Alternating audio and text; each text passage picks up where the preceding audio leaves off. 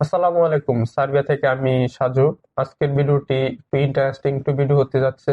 যারা সার্বিয়াতে নতুন ফাইল জমা করবেন ভাবছেন, তাদের জন্য অনেকটা গুরুত্বপূর্ণ একটি ভিডিও হবে। এবং টিকটকে স্ক্রল করতে করতে একটা ভিডিও পেয়েছিলাম। ভিডিওটি হচ্ছে হয়তোবা তারা কোনো মিডল ইস্টে থাকে কিংবা বাংলাদেশে থাকে। ভিডিওর মাধ্যমে একটি কোশ্চেন করেছে, এই কোশ্চেনের উত্তর দেওয়ার চেষ্টা করব।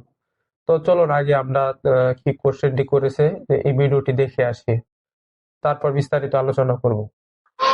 আসসালামু আলাইকুম, সবাইকে জানাচ্ছি আমার পক্ষ থেকে সালাম। তো যারা বিশেষ করে সার্বিয়াতে আছেন তাদের উদ্দেশ্যে আমার এই ভিডিওটা।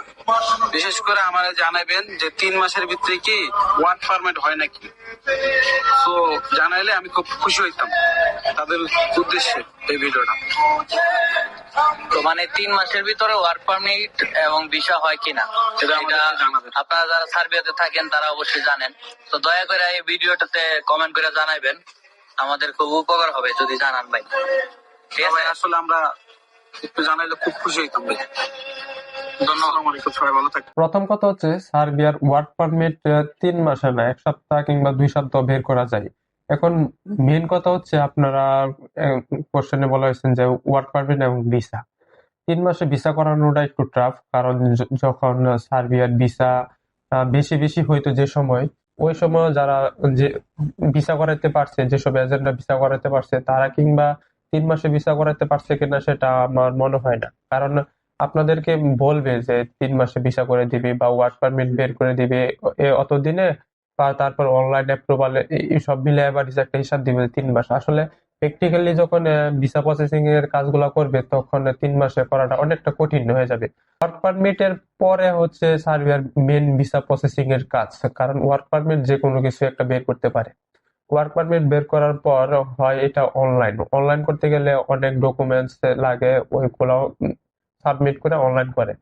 অনলাইনের পর হয় অ্যাপ্রুভাল বের করতে গেলে মনে করেন যে আরো 1-2 মাস 3 মাসও লেগে যায়, কিংবা আরো কম সময় লাগে। এটা হচ্ছে আপনার কোম্পানি কিংবা এজেন্সির উপর ডিপেন্ড করে।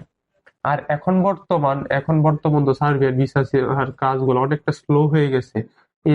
এখন 3 মাসে করাটা অনেকটা কঠিন। আমার মনে হয় না 3 মাসে কেউ ভিসা করাতে পারবে।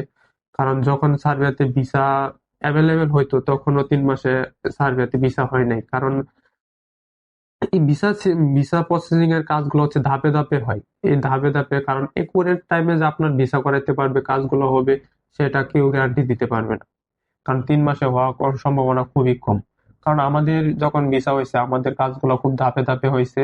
ধাপে ধাপে হওয়ার পরও 7-8 মাস 9 মাস লেগে গেছে। কারণ এখন 3 মাসে ভাই অনেকে পারমিটও বের করতে পারে না। কারণ আমি সার্বিয়াতে আসার আগে আরো একটি এজেন্টের কাছে ফাইল জমা করছি। আমাকেও বলছিল যে 3 মাসে ভিসা করায় দিব। 3 মাসে ভিসা তো দূরের কথা, পারমিটটা পর্যন্ত 3 মাসে বের করতে পারে নাই। তারপর পাসপোর্ট ওইখান থেকে উঠায় নিয়ে আইছি।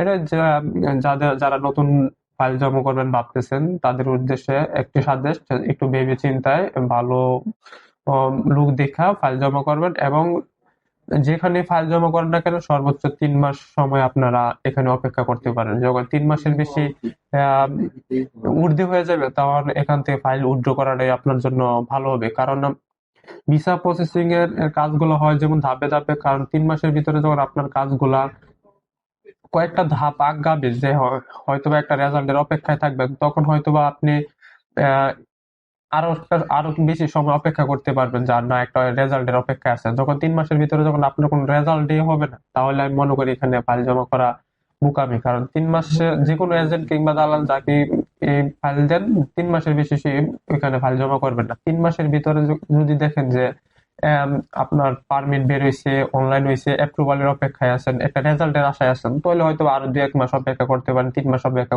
করতে পারেন। কারণ একটা রেজাল্টের আশায় আছে, রেজাল্ট যে কোনো সময় ভালো হতে পারে, খারাপ হতে পারে। যদি এরকম কোনো রেজাল্টের অপশনই না থাকে আপনাদের, যে 3 মাসের ভিতরে, তাহলে এখান থেকে ফাইল উইথড্র করবেন, উইথড্র করে নতুন অন্য কোথাও আবার ট্রাই করবেন, এটাই আর কি। তো আমার কথাগুলো যদি ভালো লেগে থাকে, ভিডিওটিতে একটা লাইক করবেন এবং কমেন্ট করে আপনার ব্যক্তি মতামত গুলা জানাই দিবেন। আর আমার ইউটিউব চ্যানেল কিংবা ফেসবুক পেজটি ফলো করে এবং সাবস্ক্রাইব করে সাথে থাকবেন। ধন্যবাদ সবাইকে। আসসালামু আলাইকুম।